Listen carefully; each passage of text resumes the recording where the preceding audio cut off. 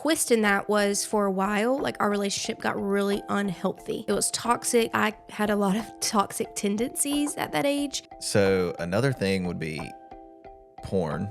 I was kind of exposed to it at an early age. Because we went from having unhealthiness to, okay, we figured it out. Mm-hmm. Well, then we had a baby. Yeah. And boy, did that change. You didn't really talk a lot. You were just there to listen, and you made me feel like I wasn't wrong or whatever. It just felt like, almost like as if Jesus were in the room, like sitting by me.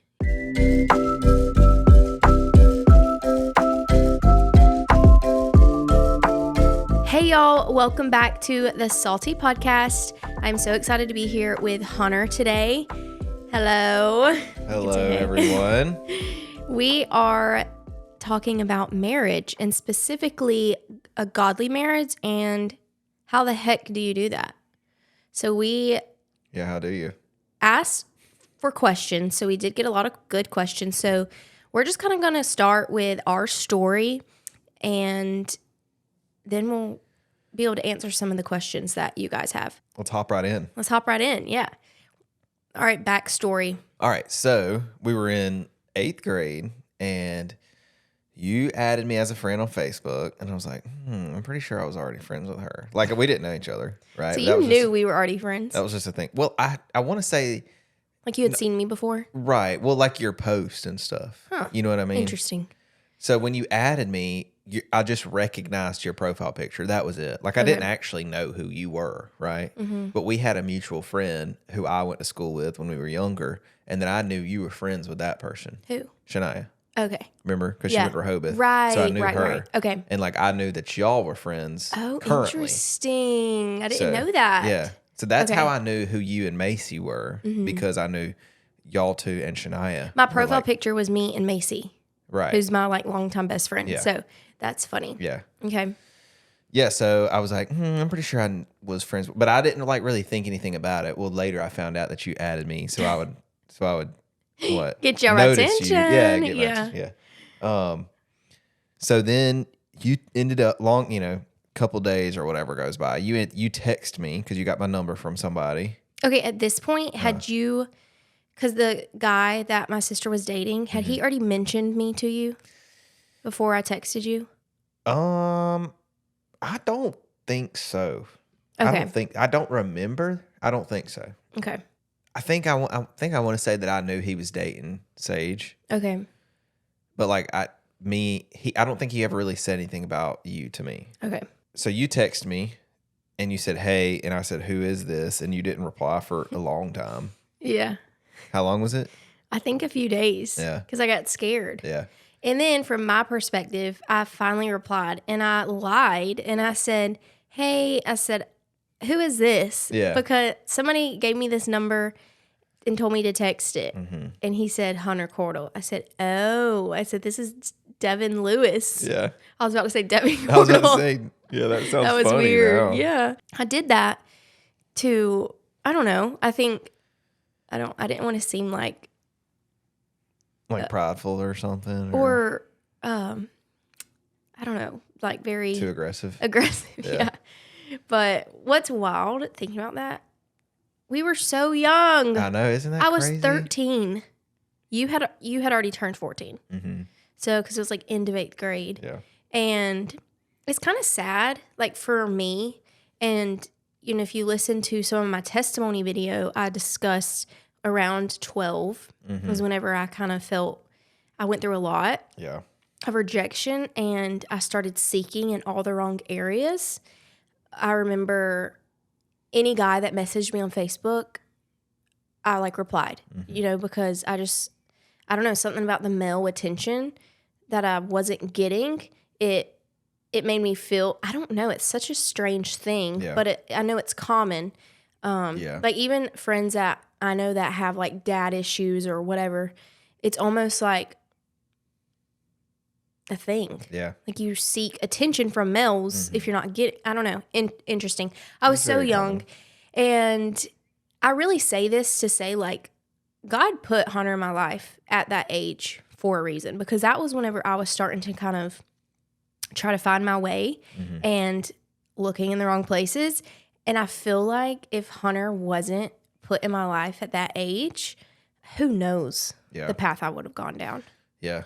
Well, like, it also doesn't help that you were going through that, but at the same time, Sage was 2 years older than you, 2.5 years older than you almost.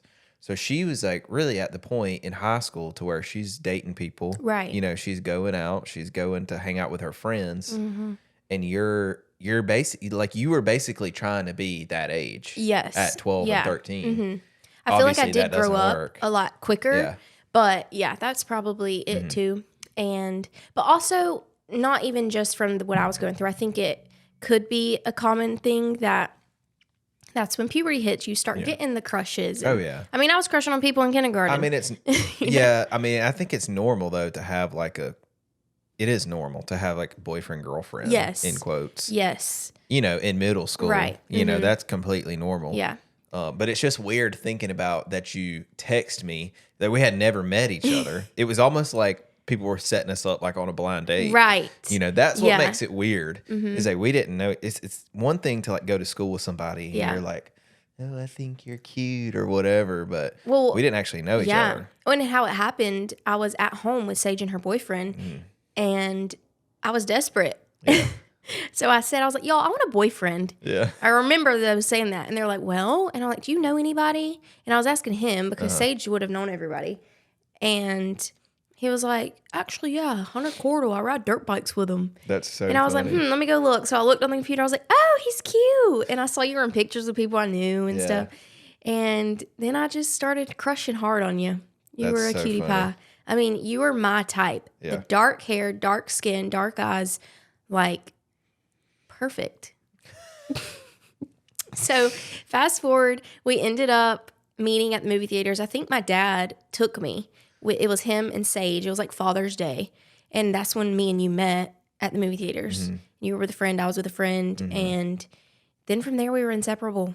It wasn't Father's Day. Yes, because it wasn't Father's Day, but it was around that time because she took him, like we went for him to see like a Father's Day movie that was out around that time. I think it was called Father's Day, the movie that they watched. Oh, okay. So we met. Yeah. Fell in love. Of course, it was the typical boyfriend, girlfriend type love. Yeah. It's so crazy to think about. I know. It makes me be like, are we going to let Ivy do that? I know. Well, like I said, I think it's so weird because we didn't go to school together, you know? But it's not like we were adults. We could like hang out after work. Yeah. We were 13 and we didn't go to the same school. Well, I think too, it's what you're exposed to. Yeah. Like, so to me at that age, that's all that was around me was people dating. I was, my dad was single at that time. So I was watching him go on dates.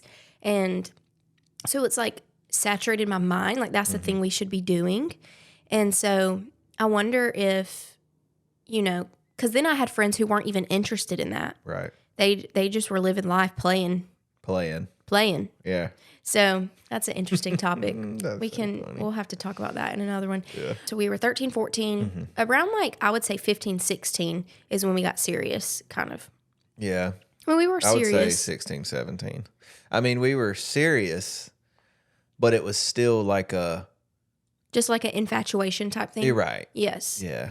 And it wasn't really like, we weren't like thinking long term, right, or anything. I think I was already getting sad, thinking like, oh, it's we were not gonna break up. Like, it's not gonna last. Not everybody marries their high school sweetheart. So I was almost like mourning it during the phase because you definitely were. And I remember like your parents would always say, "I just wish y'all met when you were older," and so that almost was like doomsday sounding to me. I'm like, oh my gosh, we're gonna break up one day. Yeah. Isn't that terrible? Yeah. So we dated like that all up until we were 16, or I was 16.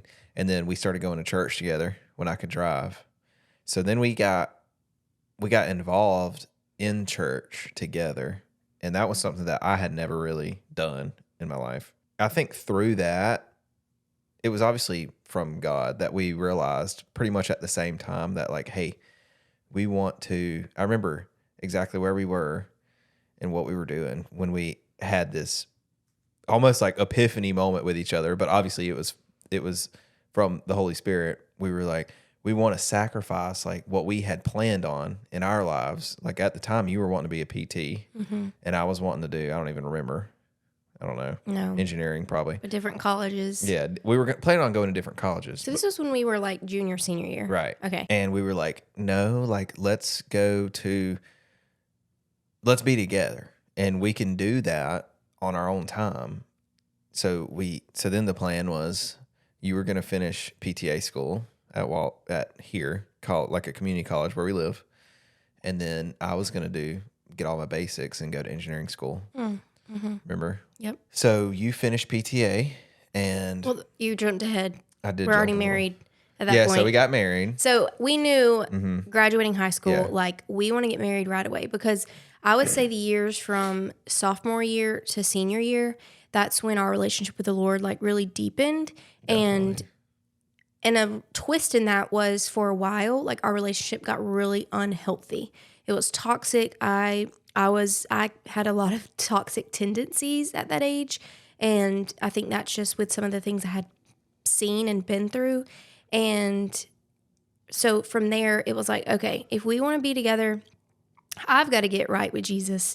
And I made Hunter my own God, and he made me his God, basically. Like we were each other's first.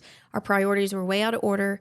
And it was another epiphany moment. It was like, hey, if we want this to last, if we want to be together, if we truly believe this is what God has for us, then we've got to kind of step away from each other. Not really dating wise, but just not physically step away from each other, but like mentally and emotionally like take a step back and put what's most important above each other. Yeah. So then we got really involved in church. We went on a mission trip together. And from there, like that's when I could feel like really the Spirit moving in me individually, and I could see it in him working. And I don't know, it was just from there, it's like something clicked and we're like, we're going to be together. Like we're meant to be married. This is the plan that God has for us. And we're going to beat the odds of, because everybody was like, oh my gosh, y'all are not going to last. Yeah. All of that. And so we were just like, okay, it really never bothered us because we just knew. We're like, it doesn't matter what you say because we know. So shortly after we graduated, Hunter proposed literally 2 months later, like around in August. So a few months later. And then we got married a year and a half later. We were 19. Yeah, we were 19 when we got married. Yeah.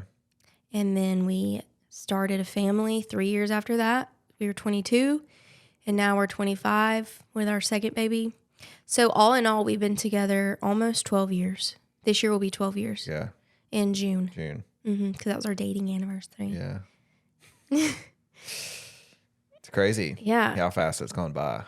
But yeah, it is kind of, I never really thought about it like that. I don't ever remember consciously like making the decision to be like, okay, we're going to get married. I mean, obviously we did. Like, but I mean, it was almost just like a thing we both knew. Yeah. After, I've never thought about it that way. Like after we really got involved in church and started like really trying to seek the Lord, it was almost just like a, we just knew. It was like going to happen regardless. So because we've been together so long, we've basically grown up together. I feel like we've gone through many different stages, and we've gone through a lot of struggles individually together. So we've learned a lot. So even though we're young, I feel like we have gained wisdom on what having a godly relationship and godly marriage looks like versus not, because we've been kind of through both. And I mean, we're only 25, but we've been living together for 6 years. Yeah. Married 6 years. Yeah. Or this year will be 6 years. Right. No. No, 7 years. This year will be 7 years. We just hit our we just had a 6 year anniversary. Definitely not saying that we're perfect or that we have it all figured out, because we definitely don't. Not and at we all. still make mistakes, but we're constantly learning. And in 10 years from now, we're going to be able to talk about our marriage now and how it looks. And that's the same way as being a Christian and how the sanctification process works, how you're never as close as you're ever going to be to Jesus. Like you are going to constantly grow in your walk with him as long as you stay on the path. And so same in marriage, you're going to, hopefully your marriage will constantly be sanctified, in that sense of every day is a new day. So you have to work hard at it, and you're going to learn new things and learn from each other and learn how you can do things better to ultimately have the best relationship you can have. Yeah. So let's talk about, some of the things that we've struggled with. And, we can talk about it from early on and then up until now. Because I feel like obviously our dynamic has changed so much. It was just us, high school love, to newly young, being married so young, to now parents. And we're different people. Yeah. We're different people than we were when we were 13. Yeah. Definitely. And it's like, one of the things is we've had to learn each other through every stage. It's like meeting a new version of each other. And so the grace that we've had to apply in all those areas, you know? So we're going to dive into some of our struggles early on. Whenever I was in that early teen stage, and went through that jealousy phase. Yeah. That was my first time going through that and feeling true forgiveness for myself and other people, because it was like a year, I would say, of me. I was so jealous. Like all of the relationships you had, or we didn't go to the same school. Right. So there were things that I wouldn't know or see, and any like girlfriend you had, friend as a girl, You're right. Yeah. I was so uncomfortable with. And that too was just from things I've seen in my own home life. Yeah. And so I never had that trust. I just kind of thought, oh, everybody cheats kind of mindset. And so it's almost like you can't be friends with any female because you're going to cheat on me with them. Do you remember that? Yes. But now there were some things that happened. Right.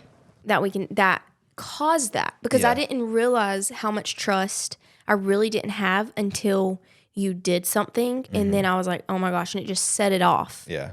So another thing would be porn. I was kind of exposed to it at an early age, which I feel like is probably honestly more common than I would like to think, and got addicted to it for years, honestly. And I knew that I shouldn't be doing it, even though I didn't really grow up in church. It was like I knew that it wasn't right. I knew that I shouldn't be watching it, but the closer that we got, it made me feel even worse about it. So like even before I really started going to church and like growing my relationship with Jesus, I was actively trying to not watch it, right? Yeah. And so, silently. Like you were isolating it because you didn't tell anybody. Right. I mean, I didn't even know. I think what like really kicked it in was you saw it on my phone, and then, which is when we had just started going to church together. You saw it on my phone, and you were mad. And I mean, you had the right to be mad, but I was like, okay, this really needs to stop. And so I just really like took measures to not do it anymore. And I knew eventually that once we knew that we were going to get married, I was like, this is something that doesn't need to be brought into our marriage, And so I'm glad to say that like I've left that in the past, and it wasn't easy then. I know. And I remember that. And so on my perspective, like the year of just everything internally coming out of the rejection and then the distrust and all of that. And it wasn't through you. It was through other things growing up, but the enemy, being like, oh, every guy's like this, whatever, blah, blah, blah. And so then whenever, even there was the slightest distrust with you, and then, you're finding the porn on your phone, I just felt so broken and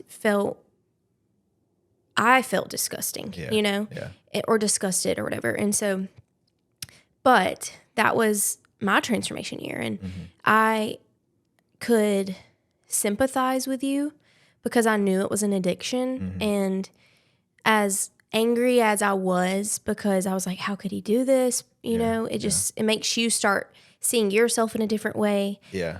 I mean, it took a long time, but the forgiveness process that I had to go through, because I hated myself, the way I couldn't forgive.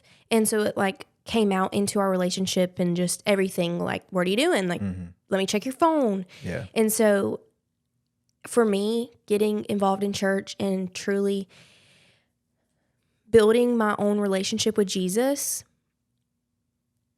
saved me from myself, because at that point you were already trying to change, but I like holding on to unforgiveness, even though I didn't want to. It just made me become something I didn't want to be. Yeah. And so I prayed and prayed and prayed, and one day, like, I just But I mean, the you had feeling clicked, and I was like, well, because I wanted to be there for you. I wanted to help you.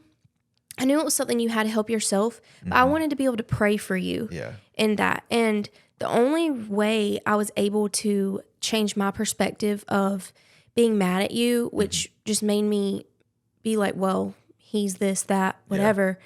I mean, God truly changed my heart to where I just wanted to help you, you know? Yeah. And so I just had, because God applied so much grace to me, finally I was able to apply that same grace, and it made me feel so free, and it twisted my thought process of it in the best way, to be like, okay, I'm going to pray for him and help him through this, because he needs help. He's isolated in this. He's alone in this, because you hadn't told anybody. I was the only person that knew at that point, you know? And so anyways, on forgiveness, the way that forgiving changed my heart, I was like, that toxic behavior I had completely went away, you know? And I just felt like I was just able to pour out so much more grace because of being able to forgive, you know? Yeah. But that was a hard process. Just forgiveness in itself. Yeah. I mean, forgiveness is hard, like, no matter what it's about, right? So, but if it's something that hurts you, whether it's, you know, physical or emotional or whatever, that makes it even harder, right? Yeah. I am proud of you. Thanks. Like, and you know that. Yeah. And so I'm glad you can talk about it, because I think it's important. Yeah. It is so funny because it's not funny, but it's such a, like, a weird topic, right? It's because I feel like even as kids, it's almost like how you said, like, every guy, he's just like every other guy or whatever. I almost feel like it's like a thing to where, like, it's a thing for guys for some reason. It's like, oh, every guy watches it or has watched it or whatever. Even though that is like almost a stigma, it's still so, like, difficult to talk about. And somebody said the other day, one of our friends, that it's like, if you say oh, I'm a year, like, porn free or porn sober or whatever, people look at you like you're weird, you know? But, like, if you say, oh, I'm a year alcohol free, then people congratulate you, you know? And it's like, it's such a weird, it's such a looked down upon topic when, I mean, that is something that I guess it should be looked down upon, but if somebody's struggling with it, then you should help them just like it's a drug addict or an alcoholic or whatever, you know? But it's almost like those people are kind of like shunned away. Well, the world is so accepting of it. And I see it both ways. People look down on it, like, wait, why are you celebrating that? Like, it's a normal thing to do. Right. Or, oh my gosh, you're disgusting. Right. You know, so it could go either way. From the world standpoint, like, I've seen so many videos, and it's so sad, of couples talking about it openly, how they can watch it together and they don't think it affects their marriage. And it is so detrimental and just so full of lust, and all of that can be so harmful to you and to your relationship. And, like, because for me personally, and I've talked to other people, like women that their spouse, or men even, how it it changes the way you view yourself. It changes the way you view intimacy. And like intimacy from the Lord is such a gift and such a beautiful thing. But the world twists it and makes it into such this thing, but it's something that is hard to break. And I was introduced to it at such an early age. Like I remember watching it with my sisters because we were like, what's this? Right.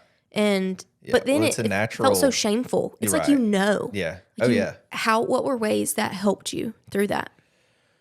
I mean, obviously just praying about it mostly and having, in a way that I'm like glad that you saw it when you did, because I don't know that I would have. That helped me, even though it was something that I had to like consistently pray about and like take active measures to not even like be able to do it kind of thing. I don't think that I would have gotten to that point when I did if you hadn't have seen it, Yeah. Well, because the more you can hide it, the further and further and further, more you get addicted and all of that. But I'm just proud of you because I know that's hard. Like people listening to, like it's such a common thing that people get addicted to. Yeah. And I don't think that's by mistake. The enemy knows how dangerous that can be and dangerous for your marriage. Yeah, I'm proud of you that you were able to overcome that. And thanks. Now into our marriage, freedom from that. I was so much better. And I remember even telling you, like, you telling me how much I've transformed and me seeing how much you've transformed. And it's like we're baby stepping it as Christians, as believers into a godly marriage. But I mean, we were still figuring it out. And so I feel like we didn't have a lot of conflict initially because the 5 years that we were together before we got married, right? 5 years? Yeah. We had been through a lot. I mean, with all of that, with just different things. And there's lots of other little mistakes we made here and there. And I feel like we had gotten all the garbage behind us. Yeah. And so in a way. So that's what we always talked about. Because people were like, do y'all argue? And we're like, no, not really. It was just us. And we just were playing house. And it was great. I mean, we spent so much time together before, like in high school. And we didn't really go to college. Right. So in a way, high school was like the most kind of, how do I say it? Like exposed to the world that we have been. And I say that, and I mean that for like, as far as like being around other people of the opposite sex, right? Like, because my job that I had was like 99.9% men. Your job was 99.9% women. You know what I mean? So it's like during all those times, like it was just us in the house. But I do think we had set boundaries. So we went to premarital counseling too before we got married, and that was great. And it was just the closer we were to God at that point, the closer we grew together. You know, the little symbol of the triangle, God's at the top, you're at the ends. You move up to God, you're closer together. And that was so true to us, and to see that play out. And so because of all the other stuff we had been through, we knew how to pray for each other. We knew how to set boundaries in relationships. And so at that point, it's not that because I went from like, you cannot have any girlfriends to, okay, we just know like one or the other shouldn't be close to the opposite sex without the other, you know, healthy boundaries with that. And just because I think people ask a lot, some of our marriage boundaries and being friends with the opposite sex is a big one for me. Yeah. I mean, and not even necessarily being friends. I mean, yes, but spending time. Alone time. Yes. Because we're friends with people of opposite sex, but we're also friends with them. Yeah. And like a couple thing. And a couple thing. I mean, also not, you know, like there's some people that we just don't spend a long time with people of the opposite sex. Right. And we had already, like you said earlier, like how we were putting each other first. We had kind of realized that was wrong. So we started putting God first by the time we were married. Yeah. Which we messed up a lot. And it's always like a self-reflection thing. Like you have to constantly reflect on your relationship with God and with each other. Still to this day, we do that. Yeah. So then we had those 3 years, I would say, of the magical times. Like we did not argue. It was great. You know, Yeah. it was because we went from having unhealthiness Yeah. to, okay, we figured it out. Well, then we had a baby. Yeah. And boy, did that change. But in the best way. Yeah. Like, oh, yeah. her here is the best thing that's ever happened to us.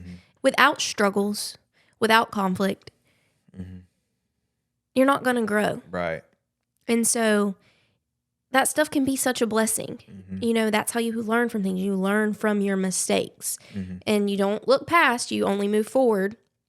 But I would say whenever we had Ivy, that was the first time we started to really have conflicts, Yeah. argue since being married, because we were used to it only being us for so long. We had those 3 years of bliss because everything was figured out. Yeah. Our relationship was good. It was just us. Just we us. were homebodies. Yes. Yeah. And then it was just a new world. We had this responsibility together, but I was going through postpartum. Hunter was working a lot of overtime. So there was a lot of worldly tension put on our marriage with now this new added responsibility. And so it taught us a lot. Definitely. I would say that's whenever we started to having to figure out even more, okay, now we've got to figure out our new priorities. Yeah, because for a while, I think we put her over us. And God. And yeah, I was going to say, and potentially God, but yeah, I think so. And so that was a battle because it was also just a rough time in history to do it because of COVID. Yeah. So like we couldn't really go anywhere. It was always just about her, you know, her schedule, or we adapted to her schedule instead of trying to adapt her into our schedule. And I think that made like just the biggest difference in us and in our relationship with God. Yeah. And I think because we weren't used to the kind of struggles, it made us almost have more tension because we were like, what's going on? Yeah. What's wrong? Yeah. Why are we doing this now? Is this what life's going to be? Is this what our marriage is going to turn into now? We would bicker and argue a little bit. Like over little stuff over too. the little stuff. But the thing about it was it made it even worse that we were doing it. Yeah. Like it's obviously. That's what upset us. Yeah. But it was, but because we weren't used to that. So just the fact that we weren't agreeing on everything. Yes. We were like, what is going on? And then that made us argue more. Yes. Like it put a wedge between us because we weren't really communicating it, how we felt and stuff. Because it's not like we were having big blowout fights. We never really raised our voice and stuff still, but it was just this unsaid tension. And I mean, but it's because our priorities were out of order. And so what we've had to learn is, all right, reevaluate. Where are we at on the triangle? God's still waiting for us up top, and we have slid down those side poles. Yeah. You know, way away. And so just what helped is recognizing that and individually going to God and like growing our own personal relationships and then together. Yeah. And so praying together, being in the Word, knowing each other's in the Word. And I will say too, this is whenever I was struggling postpartum, and then so spiritually, I was like, he's supposed to be the head of the household. I'm the one in the Word. I'm the one asking for us to pray. Yeah. And so that was like a struggle for me. Yeah. I want to say, if we ever do my like testimony on here, I'll go into it. But even throughout high school, when we started going to church and all that, and even in our like early marriage, like I still wasn't there. Yeah. Like with Jesus, you know, like I mean, I don't even know how to describe it, but I mean, I think it was probably superficial to you. Yeah. Yeah, it was. I mean, but I don't know. Anyway, we'll go into it. Yeah. On my No, testimony. for sure. Yeah. I want to do that. But, and I knew that. And I knew that I had been raised in that. But it's just you hear in church, like that God's going to be the spiritual leader and all this. And that was like pressure that I was putting on him without even realizing it. And so God had to be like, girl. And there's a verse, and I need to find it. 1 second. Let me find it. Okay. so I can read I it. will say, like, I remember you telling me that sometimes. What? That I was supposed to be the spiritual leader. Yeah. And that was so wrong of me. It was almost like Yeah. I was doing it out of spite. I don't even know how it made me feel because I was like, on one hand, I was like, like, she's right. I need to do better. And then on the other hand, it just kind of put a bad taste in my mouth. Yeah. You know?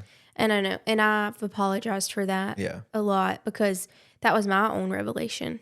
And again, sanctification process. Yeah. God showing me things. And he's like, no, ma'am. You aren't supposed to cast out judgment and on your own husband. You pray for him. And that was whenever I got the book, Power of the Praying Wife. Yeah. Those prayers worked for me. Like, it made me stop having pressure so much to put on you and self-evaluate. Like, why am I not? Like, I don't need him to be in the Word, so I'm in the Word. Right. Like, I need to be doing it myself and alone, Okay, so I had to get my Bible so I could find the verse. But in that time, I was almost making my relationship with God, think it wasn't going to get any better until you were my leader, until a spiritual leader in the house. And so that was such a wrong mindset that I had. And so I started getting in the Word. And okay, so 1 Peter 3:1 says, likewise, wives, be subject to your own husbands, so that even if some do not obey the word, they may be won without a word by the conduct of their wives, when they see your respectful and pure conduct. And so even that alone, I was like, okay, instead of me bickering at him and making you feel condemned and bad for not praying or being in the Word or being the spiritual leader in what I thought was in my eyes, that just made me be like, why am I doing that? Let me just, again, by actions is how we know people are true and see things.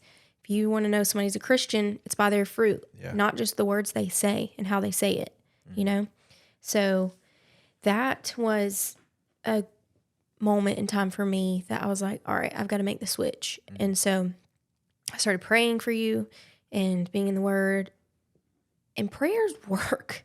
Like, I remember that is the time. Thanks, hon. Yeah, because you are on fire for the Lord, and it was God's doing. Yeah. But I remember, so I was like, okay, I'm just going to give this a try. And it's this book right here, The Powering of the Praying Wife. And I started every day reading the prayer. I would take notes. And you were at work one day, and you want to talk about that? It was the same time whenever you started, you messaged me one day about God. Yeah. I think I messaged you one day and said, like, I feel like somebody's been praying for me. Yes. I feel like somebody's been praying for me, like, intently. Okay, wait. No, that was a different timeline. Okay, Sorry. okay. But because I remember that one. That was more recent. Yeah. Before you quit your firefighting job. But even when I was doing this, it's still like you had started talking about it with a guy at work and all of that. And I don't know, I just could see actions. It affected me more. My heart changed in those prayers for you. It wasn't like I started praying and bam, you're waking up, reading your word, all that. Right. It was my heart as a wife changed towards you. And instead of putting pressure on you or thinking of you like, oh, he's not doing this or this or this, it made me just be able to love you better and love you where you were at. And just love you how a godly wife should love you. Yeah. And the things I was doing around the house, it wasn't no more for your words of encouragement or affirmation. It was, I'm doing them because I'm doing it for the Lord. Right. And I love you, Yeah. And it wasn't, I was doing it without expectation. And so praying for you changed my heart towards all of that. Yeah. In that moment, Yeah. whenever I told you I had that transformation of heart, could you feel a difference? Yeah, I could definitely tell a difference. Like, I thought that you had, like, slacked off in your, not necessarily in your walk, but like, oh, she's giving me a little bit of a break, I guess. But I didn't know that you behind the scenes were not giving me a break, Right. which I'm glad you didn't now. But prayer warrioring. Yeah. Right. Yeah. I think that made a huge difference, in my walk, and definitely a big part of my testimony. But yeah, I mean, I noticed a shift in not only you telling me things like that I'm supposed to be the leader or whatever, but also what you said, like the house chores that you would do, how it wasn't as much of a, like you always expected a reaction out of me. And sometimes, I mean, that's not necessarily a bad thing, but there was a time where that's the only reason that you were doing it is for like words of affirmation, which is your love language. So, I mean, it's kind of hard for you not to do it. But I mean, I noticed a shift there too, that it was that you weren't asking me all the time. You know, from the get-go, I could have been better about giving that to you anyway.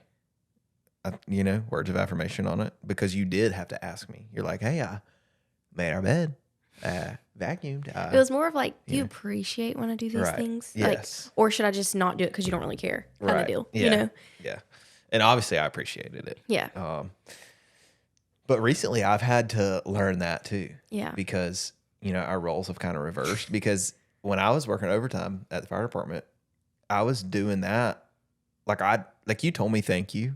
But like I didn't really expect for you to tell me thank you, because I was doing it out of love for you and Ivy. You know what I mean? And like, it was weird because I missed y'all because I was gone so much, but that was just something that I was supposed to do to me. So, I mean, I was grateful for the times that you told me thank you, but like I wasn't really seeking that. But now that our roles have reversed a little, there was a while that I was not necessarily seeking, well, yeah, not intentionally, but like, dang, I've done all this and she hadn't said a single thing. Yeah.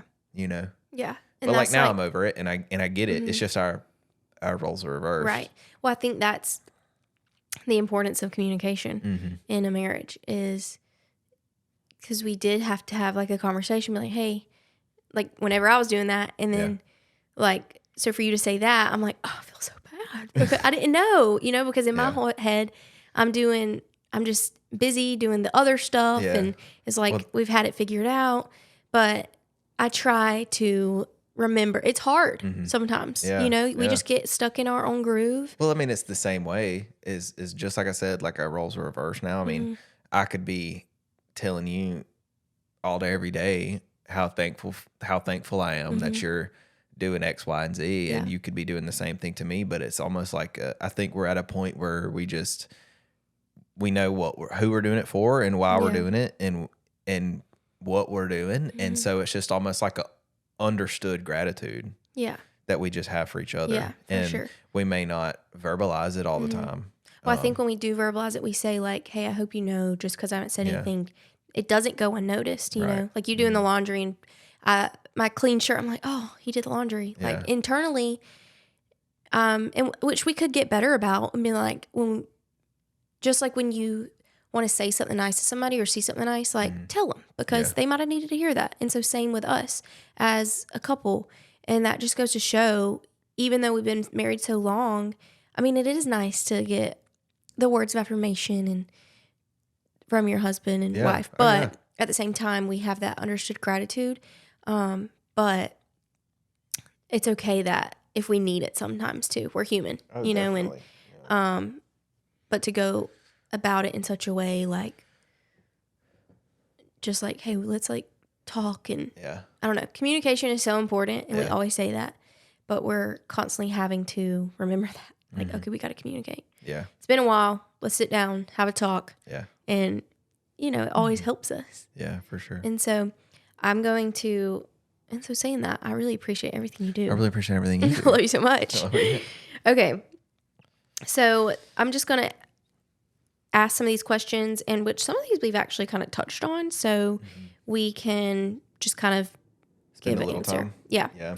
How to deal with a spouse that isn't in the same place spiritually? Well, I think we've kind of already answered that. Yeah. I think it's hard. Fleshly. Yeah. It's hard to grasp, and especially when you just kind of want to shake them. But I mean, we've both been through this. I've been in a stage where I feel like I'm more spiritual and vice versa, you know? And so what would you say? Because honestly, recently it has been you more so. Obviously prayer and getting those books. I really need to, I started that book, but I never finished it. Yeah, because I got it for you. I'm like, hey, Yeah. I need you to pray for me like I'm praying for you. Yeah. So I really should read that book and use it because I haven't. I read it, but I wouldn't even say that I Yeah, well, it's just used prayers. it.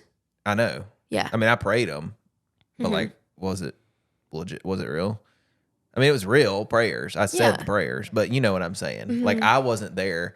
I don't feel like it was an appropriate time for me to even be. I mean, I don't freaking know. Well, God still hears our words. Yeah. And I remember being like, he's praying for me. Yeah. He's praying for me. I had a peace today. He's praying for me. Yeah. Yeah, but I mean, obviously prayer, those books help a lot. And I say that because we know other people that have read them and used them, and they say the same thing, not just us. You have to pour into your spouse. It's not like at the same time, it's not just you can pray for them intently, but you also have to be basically like Jesus and walk beside them through whatever they're going through, and like really put your hand on them and teach them how to walk, That's good. Even if you don't feel like it. Right. Exactly. Because I'm sure there's been times where, we may not have felt like doing it. Like, you keep doing it. Don't let it persuade you or influence you to stop your walk. You keep on going, because it would. I remember a time where it almost got tiring because I was thinking about it in all the wrong way. Whenever I was trying to get you to do it. Yeah. And then it was affecting my own walk. And I'm like, no, I have it backwards. I just need to keep on with the pace, living my life for Jesus, pray for him, walk alongside him and what he's going through. And, that's the best you can do. You're right. Have either of you ever felt like you were in a low place in your faith, and how did you overcome? Well, that's a you right there. Me, for sure. I've actually had a few, like 2 moments in our marriage since we've been married that were like a big, I would say, a turning point in my walk with Jesus. More so recently, in the past like couple years, I had a pivotal moment where my faith was being like completely destroyed and destructed, to the point I remember telling Hunter one time, like I didn't even want to say it out loud because I didn't want to give the enemy a foothold, but I was like, I don't even know what I believe anymore. I don't know if I believe. And I hated that I was there, because I had always had my faith. I had always had that to hold on to. Yeah. And without that, I didn't know who I was. This was like 2 years ago. Yes. I don't know if you said that. Yeah. Okay. And so that was like completely new, because I was raised Christian. I always knew Jesus, who he was. My relationship with Jesus grew and grew and grew, and I had spiritual moments where I felt him, and just miracles that had happened that there's no other answer but him. And so I'm like, why am I doubting all of a sudden? Completely, my faith was like not there. And I almost felt, I was so scared, because I know one of the unforgivable sins is like blasphemy. And I was like, am I committing blasphemy right now by saying I don't know if I believe? I had to really, really work through that. And I sat in that a long time, and I felt, the only way to describe it is I felt like I was in a huge dark hole that you could look up and see the sky, but I was like on the dirt floor, and I was just in Indian style, sitting in the middle of it, lonely, isolated, just, I was like, I don't know where to go from here. Yeah. I communicated with Hunter, and he was not judgmental at all, which really helped.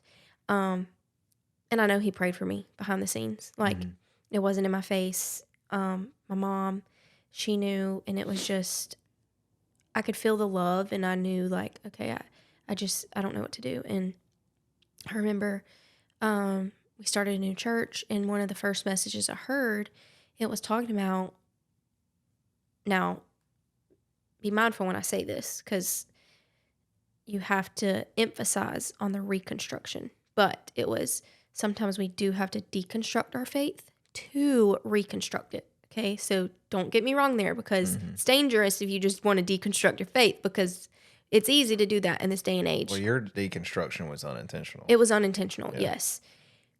But it was a way I felt like that God was like, we're going to get down, because there was a lot of things that I had built on from my foundation early on that really wasn't true and right. And so it took me almost to a place of unbelief so I could almost be a born again Christian and see it, because I felt like God was showing me the way the world is. There's so many people that were not raised like I was raised, and so they meet Jesus or learn about God in their 20s or 30s or 40s, and how hard that is. And I felt like that was what I was going through. And so it almost felt good to kind of start over in that way, like for me, and feel just, and then it's like Jesus just poured it in me. But I mean, it took work. I was seeking counsel, and your prayers really helped me. Yeah.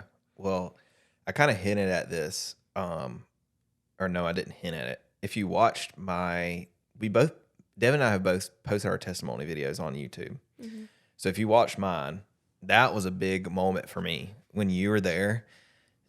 Like, that's when I think all your prayers that you had prayed for me when you were, about the spiritual leader thing, that's when they like hit me, because I was like, you know what, like I haven't been that, So that's when it really, like when you were walking through that, that's when it really, like I said, when it really hit me, and I was like, oh, it's not necessarily my fault, but like I need to be the change, So that's what's like, that's probably, I mean, the biggest part of my testimony.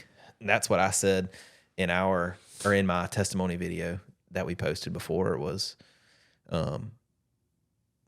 that that was probably the biggest like turning point in my life, is what you were going through. And that's marriage. Like, we're not always going to meet at the same wavelength in life. And, sometimes I'm going to be more where I can lift you up, and there's going to be times where you're going to have to lift me up. But I will say, like, you did it so full of grace, because I was scared to tell you the way I felt, because I didn't want you to be like, well, great, what's happening? Yeah. And like, I just remember you didn't really talk a lot. You were just there to listen, and you made me feel like I wasn't wrong or whatever. And I knew it was affecting you, but it just felt like almost like as if Jesus were in the room, like sitting by me, like the presence. It wasn't condemning or judgmental. It was very full of grace. And so that helped me a lot too. And I knew you were praying for me, but I know we have these tissues here for a reason now. Yeah. So yeah, that's crazy. But I mean, the journey it took me on is, I'm like a better believer because of that. Yeah. I mean, me too. Yeah. That's what I'm saying that's why I said that's marriage, because sometimes it's not what I'm going through, it's what you're going through that affects me more than anything could affect me. You know what I mean? I just love you a lot. I love you, honey. Okay, I know this has been so long, so I'll probably ask like one more question. How do you prioritize your marriage? What steps do you take? So this is how we'll tie all this back together. For us, it's just time. It's spending time together alone, like without Ivy, I think, is one of the biggest things for us, because we worked together so long, just us, like even through dating and marriage and everything. So like what we talked about when we added Ivy, we were like, we had to pump the brakes for a minute. For us, that is prioritizing each other, is when we can stop whatever we're doing and spend time just us, whether it's here or going out to eat together, going on a date or whatever. Like that is the biggest thing for me.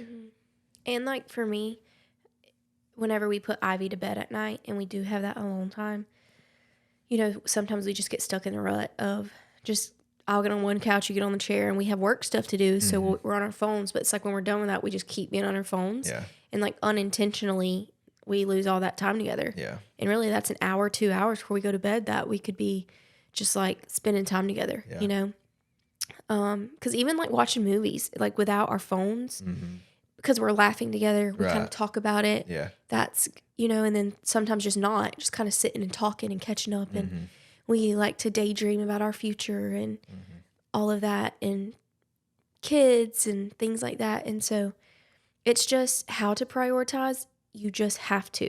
Like it's not like the time just comes freely sometimes. Like you have to make time for that. I get convicted sometimes if we're not taking advantage of our time. And I'm like, that's my marriage. Yeah. That's the most important thing to me. Yeah. And we need even it's because things are going great, going good. Yeah. But that time together helps for times of conflict or times of struggle and stress. So that's what I would say. But I just love you a lot, and I'm so thankful for you. I'm thankful for you. I can't believe we've been together almost 12 years. I know, that's crazy. And we're about to have our second baby. Yep. Now we're going to have a daughter and a son. I know. It's wild. It's crazy. Yeah. But love you so much. Love you, honey. Thank y'all for watching. Thank you for listening. If you're new here, if you're watching on YouTube, you can subscribe. And if you're on Spotify, Apple, can you subscribe on those?